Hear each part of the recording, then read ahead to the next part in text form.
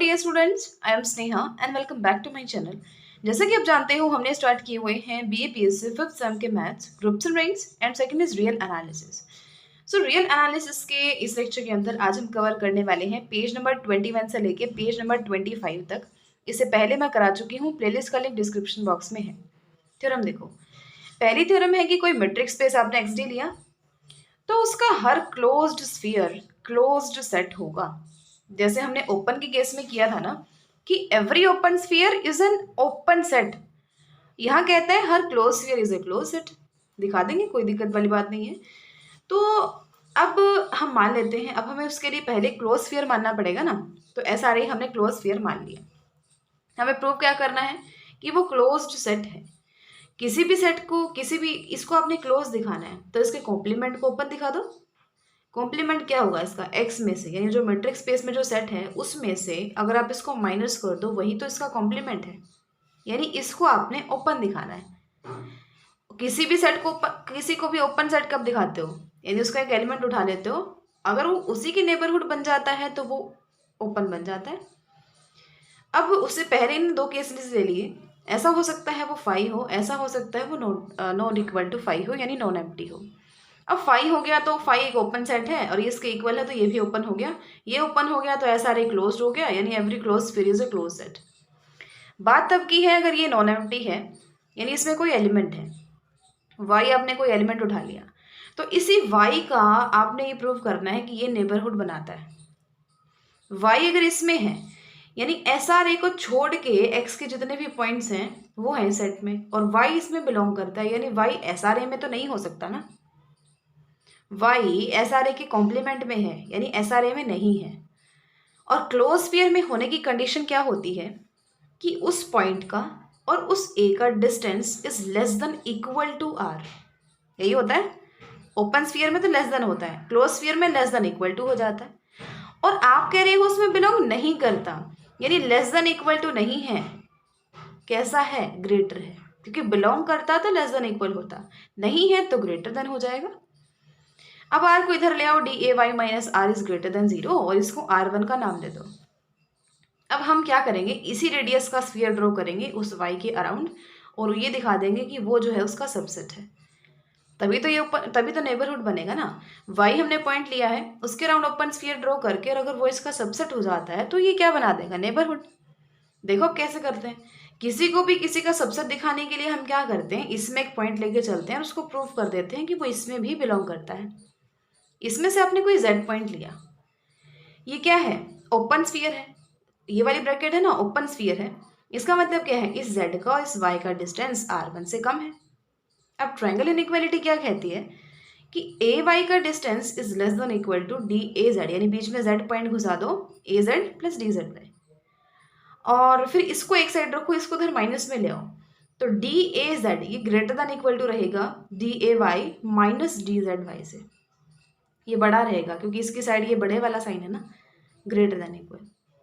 अब इसकी वैल्यू रख दो, इसकी वैल्यू कैसे रखी आपने, D Z Y less than R1 था, तो ये छोटा है, तो जो आपने इसमें से छोटा माइनस किया तो वो चीज़ क्या थी, इससे छोटी थी, यानी ये बड़ा था जब आप उसमें से कुछ छोटा माइनस कर रहे हो, और जब आप उसमें से कुछ बड़ा माइनस करोगे तो ऑब्वियसली छोटी आएगी ना। एक तो आप 6 में से 4 माइनस कर दो, 2 आएगा, और एक बड़ी चीज़ यानी 6 में से 5 माइनस कर दो, 1 आएगा। वही बात है यहाँ पे, ये छोटी है और ये बड़ी टर्म है। जब आपने इसमें से छोटी टर्म माइनस की, जब भी ये इससे छोटा था, तो इसमें से कुछ बड़ा माइनस करोगे तो ऑब्वियसली कुछ छोटी टर्म आएगी ना इससे, तो वो तो इससे छोटी होगी ही होगी। अब यहाँ पे 1 वैल्यू रख दो, R1 क्या था, D A Y minus R, तो यहाँ पे आर क्या हो जाएगा, इसको उधर ले जाओ, R1 आर को इधर लेके आना पड़ेगा, R is equal to D A Y minus R1, तो D A Y minus R1 क्या हो गया, R, तो इसकी जगह आपने R रख दिया, क्या आ गया, ये D A Z is greater then R। देखो एक बात समझने की कोशिश करना, जहाँ पे हमने, जैसे हमने यहाँ पे कहा था ना कि वो इसमें बिलोंग नहीं करता, तो इसका और इसका डिस्टेंस ग्रेटर देन R आ जाएगा, और यहाँ पे भी यही कह रहा है कि इसका और इसका डिस्टेंस ग्रेटर देन R है। इसका मतलब Z बिलोंग नहीं करता जो A के अराउंड हमने क्लोज स्फीयर ड्रॉ किया है, यानी z does not belong to S R A, यानी वहाँ पे हमने वहाँ से ये प्रूव किया था और यहाँ पे यहाँ से वो चीज़ लिख दी। यानी z किस में नहीं है, इस क्लोज स्फीयर एस आर ए में नहीं है। इसमें नहीं है तो इसके कॉम्प्लीमेंट में तो होगा ही होगा, ये तो ऑब्वियस सी बात है। यानी z आपने लिए था कहाँ से, यहाँ से, इस ओपन स्फीयर से, और आ गया कहाँ, इस सेट में। तो इसका मतलब ये जो है ये इसका सबसेट है।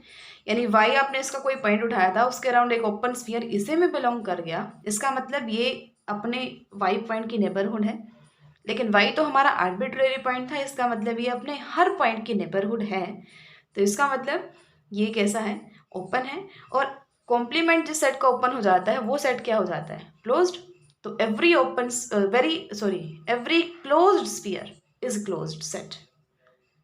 चलो जी, नेक्स्ट क्या है, इसने कहा, नेक्स्ट थ्योरम हमारी कहती है कि intersection of close sets close होती है और फाइनाइट यूनियन क्लोज सेट्स की क्लोज होती है।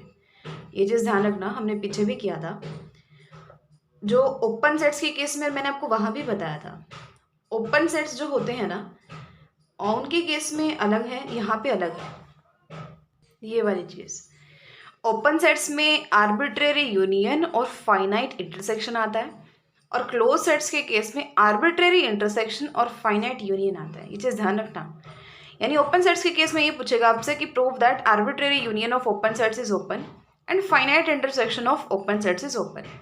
क्लोज सेट्स में आता है arbitrary intersection of close sets is closed end finite union of close sets is closed. ये चीज़ ध्यान रखना, बहुत इंपॉर्टेंट है, ये आगे जाके बहुत ही ज़्यादा काम आती हैं चीज़ें, अगर आपको इन छोटी छोटी बातों का भी पता है। एक जस्ट वैसे ही पढ़ रहे हो मार्क्स के लिए, वो चीज़ गलत है, ठीक है, आगे जाके ये चीज़ें प्रॉब्लम देती हैं। तो अगर आप पढ़ ही रहे हो तो बिल्कुल अच्छे से हर चीज़ को समझ के पढ़ो। कोई डाउट है तो आप पूछ ही सकते हो, ये मैंने आपको बोला भी हुआ ना।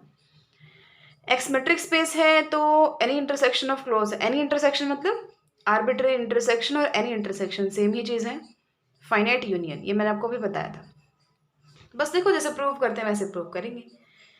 आर्बिट्रेरी इंटरसेक्शन देखो, पहले हम क्या करते हैं, फैमिली मानेंगे क्लोज सेट्स की, F lambda where lambda belongs to capital lambda. ये क्या है, आर्बिट्रेरी इंटरसेक्शन है, इसलिए हम ऐसा लिखते हैं। उन सब का आपने इंटरसेक्शन लेना है तो इनकी इंटरसेक्शन को आपने एफ का नाम दे दिया। अब एफ को, उनकी इंटरसेक्शन को यानी एफ को आपने क्लोज प्रूव करना है, तो इसके जो क्या बोलते हैं कॉम्प्लीमेंट को हमें क्या प्रूव करना पड़ेगा, ओपन।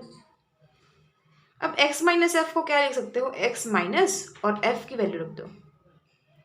अब डी मॉर्गन्स लॉ क्या कहता है कि x में से उन सब की इंटरसेक्शन को माइनस कर रहे हो तो वो किसके इक्वल हो जाएगा, उन सब के कॉम्प्लीमेंट्स की यूनियन के। ठीक है, ऐसे याद रखना है इसको, ये तो याद रखना पड़ेगा आपको, डी मॉर्गन्स लॉ ये कहता है। अब देखो ये इस चीज़ के इक्वल आ गया। अब एफ लैम्डा सारे कैसे थे, क्लोज सेट्स थे, इन सब के कॉम्प्लीमेंट क्या हो जाएंगे, ओपन। और arbitrary union of open sets क्या होती है, ओपन होती है। यानी x माइनस एफ एक ओपन सेट के इक्वल है, इसका मतलब ये भी क्या है, ओपन है। और f का कॉम्प्लीमेंट ओपन हो गया, यानी f क्या हो गया, क्लोज्ड हो गया। और f था क्या, इन सब की इंटरसेक्शन, यानी arbitrary intersection of close sets is closed. Next हम बात करते हैं फाइनाइट यूनियन। बस वही बात है, यहाँ पे आपने फाइनाइट ले लेने एन तक, फाइनाइट मतलब ये रुक रहे हैं यहाँ पे। ऐसे भी लिख सकते हो आप एफ लेमडा लिख लो वेर लेमडा बिलोंग्स टू, नहीं lambda varies from 1 to n, lambda 1 से n तक है वो तो फाइनाइट हो जाता है। और आर्बिट्रेरी है तो lambda belongs to capital lambda, या फिर इस वजह से भी लिख सकते हो f1 f2 से लेके fn तक, जैसा आपको ठीक लगे।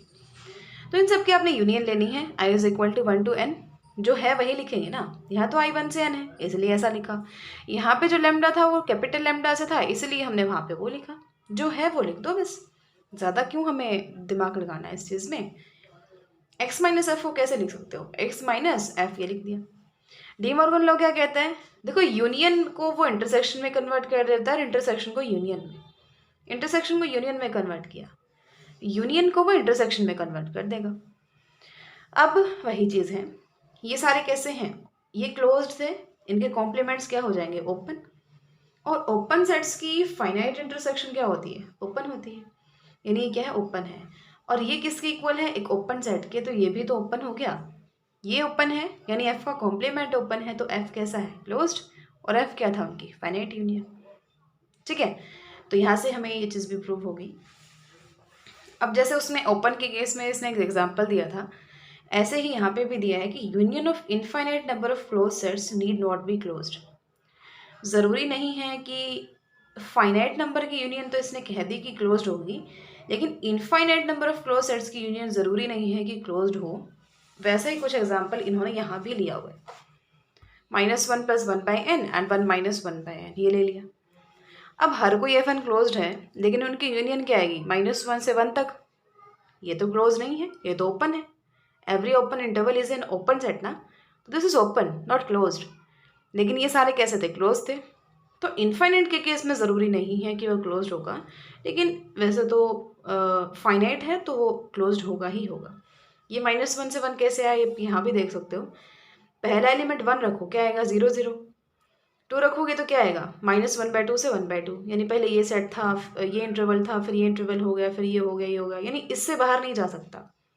यानी इनकी यूनियन क्या आएगी, -1 से 1 तक का इंटरवल, ये क्लोज है ही नहीं। नेक्स्ट देखो, show that every subset of discrete metric space is closed. Discrete metric space का हर जो सबसेट है वह क्लोज्ड है। देखो ये आपने डिस्क्रीट मेट्रिक स्पेस ले लिया और ये उसका सबसेट ले लिया।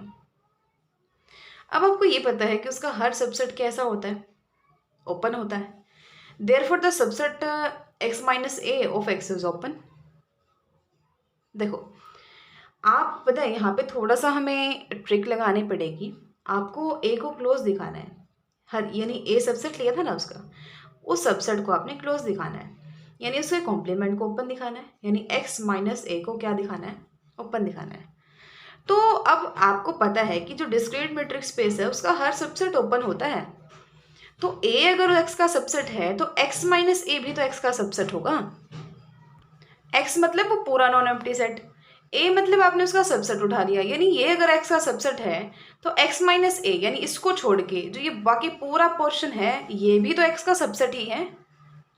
तो ये कहना चाहता है कि हर कोई x से क्या है, जैसा कि हर कोई x से x का सबसेट है और डिस्क्रीट मेट्रिक स्पेस में x का हर सबसेट क्या होता है, ओपन। तो हर कोई x - a ओपन है और जिसका कॉम्प्लीमेंट ओपन हो वो क्या होता है, क्लोज्ड। यानी हर कोई सबसेट जो है वो क्या है, क्लोज्ड। ठीक है, चलिए, यानी यहाँ से क्या पता चला कि every subset of discrete metric space is open as well as closed. Open भी होता है, क्लोज्ड भी होता है। ओपन हमने पीछे प्रूव किया था, क्लोज्ड हमने यहाँ पे प्रूव कर दिया उसी की हेल्प से। नेक्स्ट हम बात करते हैं every derived set is close set. Derived set क्या होता है, set of all limit points. Limit points के सेट को आप डेराइव्ड सेट बोलते हो, बहुत ही ज़्यादा इंपॉर्टेंट है। उसको आपने क्लोज्ड सेट दिखाना है। देखो आपने मेट्रिक स्पेस XD का कोई सबसेट A उठा लिया और उसका डेराइव्ड सेट बना लिया, यानी उसके लिमिट पॉइंट्स को उठा के एक सेट में रख दिया DA में, उसको डेराइव्ड सेट का नाम देते हैं। इस DA को आपने क्लोज दिखाना है। यहाँ पे ना हम सेकेंड वाली डेफिनेशन यूज़ करेंगे। वो क्या कहती थी, कोई भी सेट क्लोज्ड कब है, अगर वो अपने हर लिमिट पॉइंट को कंटेन करता है, यानी उसके जितने भी लिमिट पॉइंट्स हैं ना वो अगर उसी के अंदर है तो वो कैसा है, क्लोज्ड। तो x आपने इसका कोई पॉइंट उठा लिया, सॉरी लिमिट पॉइंट उठा लिया। प्रूव क्या करना है आपको कि वो x इसी में बिलोंग करता है। Now we have to prove that x belongs to DA। देखो कैसे स्टार्टिंग करेंगे इसकी। x लिमिट पॉइंट है तो उसकी डेफिनेशन लगा दो, यानी उसके अराउंड जो आप ओपन स्फीयर ड्रॉ करोगे और जो ये सेट है इनमें इंटरसेक्शन उस x को छोड़ के नॉन एम्प्टी आएगी। यही डेफिनेशन कहती है लिमिट पॉइंट की। अब देखो अगर ये जो a है ये इसके अंदर है तो वो x के इक्वल तो हो नहीं सकता। हमने कहा x को छोड़ के इनकी इंटरसेक्शन नॉन फाई है, यानी x के अलावा इसमें जो कोई ऐसा एलिमेंट है जो इनमें कॉमन है वो हमने a मान लिया कि वो x तो हो नहीं सकता, x के अलावा a मैंने वो पॉइंट मान लिया जो इन दोनों में कॉमन है। अगर a इनमें इंटरसेक्शन में है तो इसमें भी है और इसमें भी है। यहाँ देखो अब let R1 is equal to R - DA, इसने थोड़ा सा ना डायरेक्टली लिख दिया, मैं इसको बीच में प्रूव करके दिखाती हूँ जैसे हम पहले से करते आए ना वैसे ही। ऐसा कुछ हम करते थे ना कि जैसा कि A SR X के अंदर है, कब है, जब A का डिस्टेंस X से R से कम है। फिर हम क्या करते थे, इसको उधर लेके जाते थे, R - DAX 0 से बड़ा है। फिर इसको R1 का नाम देते थे, यानी 0 से बड़ा हो गया कौन, R1। तो वही काम इन्होंने किया, इन्होंने डायरेक्टली ये चीज़ लिख दी। ये 3 स्टेप भी आपको बीच में लिखने हैं। अब R1 इसने ये कहा है 0 से बड़ा है, ऑब्वियसली 0 से बड़ा है। अब हम करते क्या हैं, इस R1 रेडियस का जो स्फीयर है, जो हमने ए के अराउंड ड्रॉ किया है, हमें ये प्रूव करना है कि वो SRX यानी एक्स के अराउंड आपने जो ओपन स्फीयर ड्रॉ किया है उसका सबसेट है। देखो ऐसा हमें क्यों करना है, ताकि हम ये प्रूव कर सकें कि जो एक्स है ना लिमिट पॉइंट, वो DA के अंदर है। आगे जाके इसकी हेल्प से हम वो प्रूव करेंगे। तो अभी के लिए आप याद रखो कि ए के अराउंड आपने R1 रेडियस का जो स्फीयर ड्रॉ किया है ना, उसको आपने सबसेट दिखाना है एक्स के अराउंड आपने R रेडियस का जो स्फीयर ड्रॉ किया है उसके, यानी ये SRX है और ये कहीं SR1A है। तो आपको ये प्रूव करना है कि ये इसका सबसेट होगा। सबसेट दिखाने के लिए इसमें से एक एलिमेंट लो, उसमें प्रूव कर दो। अब SR1A से कोई पॉइंट लो, y ले लिया। अब जो y है वो किसके अंदर है, SR1A के अंदर है। इसका मतलब कब आया इसके अंदर, जब इसका डिस्टेंस A से R1 से कम था। अब वही बात है, ट्रायंगल इनइक्वालिटी क्या कहती है, इनके बीच में एक पॉइंट को घुसा दो, dyx is less than equal to dya plus dax। अब वही चीज़ यहाँ पे है कि जो day है वो छोटा है R1 से, इनका सम जो है वो क्या है, बड़ा है इससे। तो और इससे भी बड़ी कोई वैल्यू अगर आप यहाँ रख देते हो तो ऑब्वियसली ये बड़ा होगा ही होगा, बड़ा ही रहेगा। तो R1 इसकी जगह मैंने R1 रखा प्लस dax हो गया। अब R1 प्लस dax क्या था, R था। R1 प्लस इसको उधर ले आओ, dax क्या है, R है। यानी यहाँ से क्या आ गया कि जो dyx है वो R से कम है, यानी y का x से डिस्टेंस R से कम है। यानी y बिलोंग कर गया किसमें, x के अराउंड हमने R रेडियस का जो ओपन स्फीयर ड्रॉ किया था उसमें, क्योंकि कंडीशन ही उसकी है। ठीक है, पॉइंट लिया था उसका, आ गया इसमें, इसका मतलब ये इसका सबसेट है। अब देखो आप एक काम करो, ए एलिमेंट को इसमें से माइनस कर दो। यानी एक मिनट, पहले इन्होंने ए के साथ इंटरसेक्शन ले ली दोनों साइड, इसके साथ भी एक इंटरसेक्शन, इसके साथ भी एक इंटरसेक्शन, फिर हमने ए पॉइंट को इनमें से माइनस कर दिया। अब ये तो हमें पता है कि ये नॉन एम्प्टी है। अभी हमने पीछे कहा था ना, लिमिट पॉइंट की जब डेफिनेशन लगाई थी तो ये इंटरसेक्शन नॉन एम्प्टी था। ये इंटरसेक्शन नॉन एम्प्टी है ये वाला, और जो ये है ये इसका सबसेट है। तो जब छोटे वाला ही एम्प्टी नहीं है तो बड़े वाला तो एम्प्टी हो ही नहीं सकता, इसमें एटलीस्ट इसके एलिमेंट तो आएंगे ही आएंगे, और ये नॉन एम्प्टी है तो ये भी नॉन एम्प्टी है। यानी एक्स के राउंड आपने ओपन स्फीयर ड्रॉ किया है, उसका इंटरसेक्शन ए के साथ ए को छोड़ के क्या है, नॉन एम्प्टी है। यानी एक्स किस में बिलोंग कर गया, फिर डीए में। एक मिनट, ये चीज़ मैंने अभी देखी, SR1A इंटरसेक्शन ए को छोड़ के नॉन एम्प्टी है, ये चीज़ हमने वहाँ लिखी नहीं थी। ए जो है वो डेराइव्ड सेट का जो एलिमेंट था, इसीलिए लिमिट पॉइंट की हमने डेफिनेशन लगाई है। ए डेराइव्ड सेट में था ना, और डेराइव्ड सेट में सारे लिमिट पॉइंट होते हैं, यानी ए भी लिमिट पॉइंट है ए का, तो उसकी डेफिनेशन उसने वहाँ पे लगाई है। ठीक है, यानी उसके अराउंड जो ओपन स्फीयर है उसका और ए का इंटरसेक्शन ए को छोड़ के नॉन एम्प्टी है। अच्छा, एक क्वेश्चन और आपके माइंड में आ सकता है कि हमने जो ये प्रूफ करना था ना, अब ये चीज़ आपको समझ आई ना कि इनका इंटरसेक्शन नॉन, इनका जो ये नॉन एम्प्टी है इसलिए इसमें बिलोंग क्यों किया, क्योंकि देखो ये जो इसमें बिलोंग करता था इसलिए हमने ये चीज़ लिख दी। जब ये चीज़ लिख दी तो फिर ये एक्स भी तो डीए में बिलोंग करेगा ना, यानी वो एलिमेंट डीए में है तो ये चीज़ होल्ड करती है। तो अगर ये चीज़ x के लिए होल्ड कर रही है, यहाँ पे x है वहाँ पे a था, या x के लिए अगर ये चीज़ होल्ड कर रही है तो x भी तो डीए में चला गया ना, इस प्रॉपर्टी को सेटिस्फाई करता है क्योंकि। ठीक है, नेक्स्ट देखो, नेक्स्ट कहता है कि ए कोई सबसेट है मेट्रिक स्पेस XD का, तो ए का क्लोजर भी क्लोज सेट होता है। ए का क्लोजर मतलब अपने सारे एडहेरेंट पॉइंट्स को का हम सेट बनाते हैं, उसी को एडहेरेंट पॉइंट बोलते हैं, उसी को क्लोजर बोलते हैं ना। अब इसको क्लोज दिखाना है, यानी इसके कॉम्प्लीमेंट को ओपन दिखाना है। किसी को भी ओपन कैसे दिखाते हो, उसमें से एक एलिमेंट उठा लो और ये प्रूव कर दो कि ये उसी की क्या बना रहा है, नेबरहुड। तो इसमें से आपने एक्स पॉइंट उठाया, एक्स ए के कॉम्प्लीमेंट में है, एक्स ए बार के कॉम्प्लीमेंट में है, यानी ए बार में नहीं हो सकता। अब ए बार में सारे एडहेरेंट पॉइंट्स हैं, इसका मतलब एक्स एडहेरेंट पॉइंट नहीं। और एडहेरेंट पॉइंट की डेफिनेशन क्या कहती है, अगर वो एडहेरेंट पॉइंट होता तो उसके अराउंड जो ओपन स्फीयर है और जो ए सेट है उनकी इंटरसेक्शन नॉन एम्प्टी होती, लेकिन वो तो एडहेरेंट पॉइंट है ही नहीं, तो इसका मतलब इंटरसेक्शन एम्प्टी है। अब हम ये क्लेम करेंगे कि इसमें और इसमें कुछ कॉमन तो है नहीं, तो जो एस आर एक्स है ना वो किसका सबसेट है? एक्स माइनस ए क्लोजर का सबसेट है। एक्स माइनस ए के क्लोजर, क्लोजर का ध्यान रखना कि एस आर एक्स क्लोजर का सबसेट है, क्लोजर के कॉम्प्लीमेंट का सबसेट है। ऐसा हमें क्यों दिखाना है? क्योंकि एक्स हमने इसका पॉइंट लिया है, उसके अराउंड हमने ये एक ओपन स्फीयर ड्रॉ किया है, तो इस ओपन स्फीयर को जब हम इस सेट में दिखाएंगे तभी तो हम कह पाएंगे ना कि ये नेबरहुड है एक्स की। अब किसी को किसी का सबसेट कैसे दिखाते हो? उसमें से एक एलिमेंट उठा लो, वाई आपने उठा लिया। वाई अगर एस आर एक्स में है तो वो उसका इंटीरियर पॉइंट है एस आर एक्स का हमारा।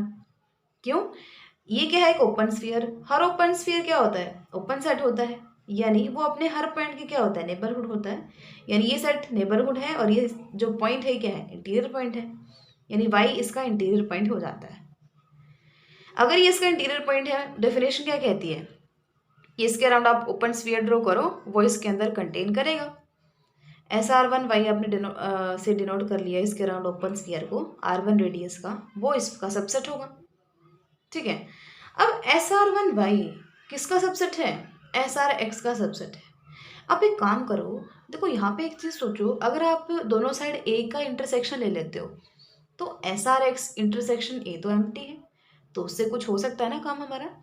तो दोनों साइड ना इंटरसेक्शन ए ले लो, यानी एस आर वन वाई का इंटरसेक्शन ए के साथ इस subset of S R x का इंटरसेक्शन ए के साथ।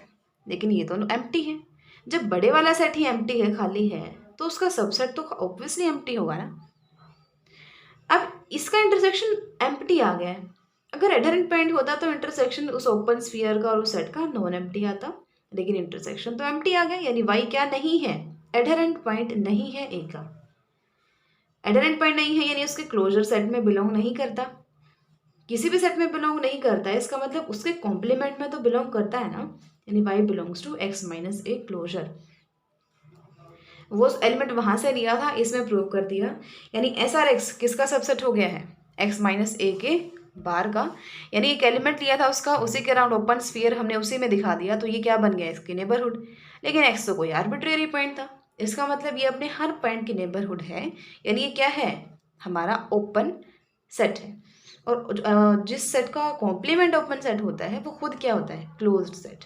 तो ए क्लोजर इज क्लोज्ड। चलिए जी, नेक्स्ट थ्योरम हम कहते हैं कि वो क्लोज्ड होगा if and only if A closure is equal to A. यानी क्लोज सेट है तो क्लोजर ए के इक्वल होगा, क्लोजर ए के इक्वल है तो वो क्लोज सेट होगा। देखो पहले ये ले लो, वो क्लोज्ड है। देखो इतना छोटी थ्योरम तो कोई हो नहीं सकती ना। ए क्लोज्ड है, क्लोज्ड का मतलब क्या है? वो अपने हर लिमिट पॉइंट को कंटेन करता है। डेफिनेशन सेकंड वाली यही कहती है। और उसके लिमिट पॉइंट्स को उठा के हमने सेट कौन सा बनाया है? D A, derived set. यानी डराइव्ड सेट ए के अंदर ही कंटेन्ड है। जब सारे लिमिट पॉइंट्स ए के अंदर हैं तो उन लिमिट पॉइंट्स का सेट डराइव्ड सेट, वो डराइव्ड सेट भी तो ए का सबसेट होगा। अब ए क्लोजर हमने पीछे किया था कि उसके डेफिनेशन में ही था कि वो A union derived set of A के इक्वल होता है। तो जब डराइव्ड सेट ए में ही है कहीं ना कहीं, तो इनकी यूनियन भी ए के ही तो इक्वल आएगी, यानी A closure is equal to A. Conversely अगर ए क्लोजर ए के इक्वल है, ए क्लोजर की वैल्यू क्या है? A union D A, derive set of A, और ये ए के इक्वल है। किन्हीं दो चीज़ों की यूनियन एक सेट के इक्वल आ रही है, इसका मतलब जो दूसरे वाला सेट है ना वो उसका सबसेट है, यानी derive set of A is subset of A, यानी ए अपने हर लिमिट पॉइंट को कंटेन करता है, यानी वो कैसा है? क्लोज्ड है। ये भी कर ही लेते हैं, इजी है, कोई दिक्कत नहीं है। फाई का क्लोजर आपने फाई के इक्वल दिखाना है। देखो थोड़ा सा बस डेफिनेशंस का आपको पता होना चाहिए, सारे अपने आप होते चले जाएंगे। किसी भी सेट का क्लोजर क्या होता है? उसकी और उसके डायरेक्ट सेट की यूनियन। फाई का यूनियन, जो सॉरी क्या बोल रही हूँ, एम्प्टी सेट का डायरेक्ट सेट खुद एम्प्टी सेट होता है, और एम्प्टी सेट के साथ यूनियन एम्प्टी सेट होती है, तो फाई का closure is equal to phi. Second, आपने ए को ए के क्लोजर का सबसेट दिखाना है। अब ए क्लोजर किसके इक्वल होता है? A union direct set of A के। इसका और इसका यूनियन मिला के ए क्लोजर बनता है, तो ए ऑब्वियसली सबसेट होगा ना ए क्लोजर का, क्योंकि ए क्लोजर में ए के भी सारे एलिमेंट हैं और डी ऑफ ए के भी, तो ए के सारे एलिमेंट हैं तो ए सबसेट तो हो गया ना ए क्लोजर का। थर्ड देखो, थर्ड कहता है कि आपको अगर ए बी का सबसेट है तो ए का क्लोजर बी के क्लोजर का सबसेट होगा। इसको इसका सबसेट दिखाना है तो इसमें से एक पॉइंट ले लो, और फिर इसमें प्रूव कर दो। यानी एक्स आपने एक पॉइंट ले लिया ए क्लोजर का, क्लोजर में एडहेरेंट पॉइंट्स आते हैं तो एक्स ए का एडहेरेंट पॉइंट है, यानी उसके अराउंड ओपन स्फीयर और ए की इंटरसेक्शन नॉन एम्प्टी है। लेकिन ए तो बी का सबसेट है। जब इस ओपन स्फीयर की इंटरसेक्शन ए के साथ ही नॉन एम्प्टी है तो बड़े सेट के साथ तो ऑब्वियसली नॉन एम्प्टी होगी, क्योंकि इस सेट में ए के तो सारे एलिमेंट है ही ना। यानी एस आर एक्स का इंटरसेक्शन बी के साथ भी नॉन एम्प्टी हो जाएगा। इसका मतलब इसकी और इसकी इंटरसेक्शन नॉन एम्प्टी है, तो इसका मतलब एक्स किसका एडहेरेंट पॉइंट बन गया, बी का। अब एडहेरेंट पॉइंट्स का सेट क्या होता है, क्लोजर, तो X belongs to B closure, यानी ये इसका सबसेट है।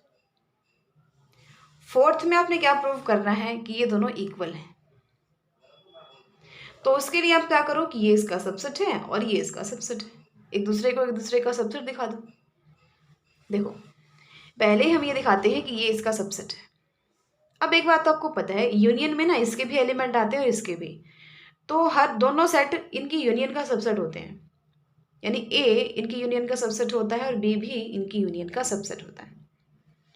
अब कोई भी किसी का सबसेट है तो उसका क्लोजर भी उसके क्लोजर का सबसेट होता है, यही अभी हमने थर्ड पार्ट में देखा था। तो इसका क्लोजर इज सबसेट ऑफ इसका क्लोजर एंड इसका क्लोजर इज सबसेट ऑफ इसका क्लोजर।